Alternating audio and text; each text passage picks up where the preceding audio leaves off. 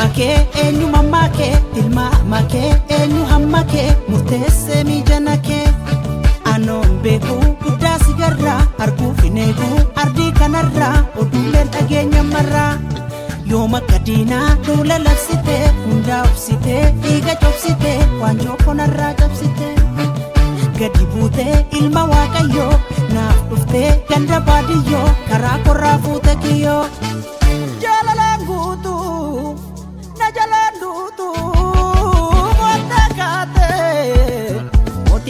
matate irkade chise ibinatise pariyadoti baba ko dugati ati baba ko dugati ati baba ko dugati ati baba ko dugati ati baba ko dugati ati baba ko dugati ati baba ko dugati ati baba ko dugati ati baba ko dugati ati Abba ko dugati ati Abba ko dugati ati Abba ko dugati ati Abba ko dugati ati Abba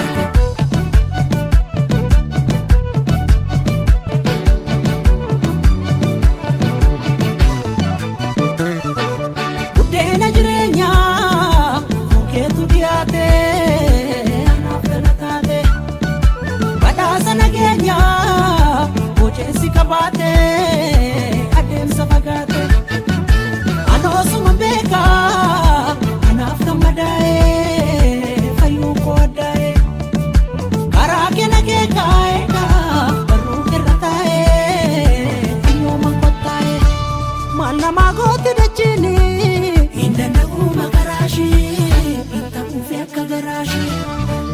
Gebe katagani yomi kanda kedadani na musumalani biyila fada rabada haramisa garabada fakof na bahada malab dette tansi oda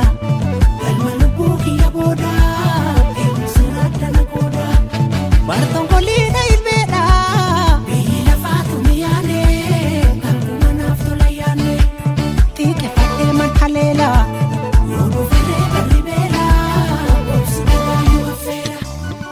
Baba ko dugati ati Baba ko dugati ati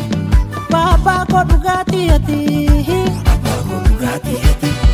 Baba ko dugati ati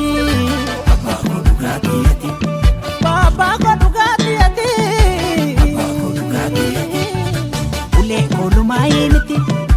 Aga batiri rabiti Baba ko isangi lamba miti Baba ko ifo tagarati ufa Baba ko yero dukanale ifa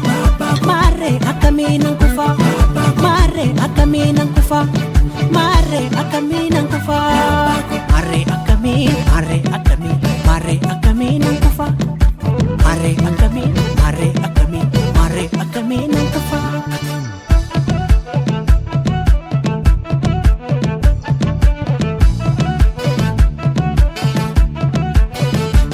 Yung gadadente godongo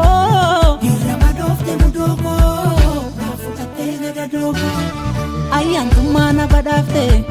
Chabo tanako jalafte Demi dudati na chafte Yoma mure manajare Maruma murse marmare Sinigale pagamare Akka bofana hiddare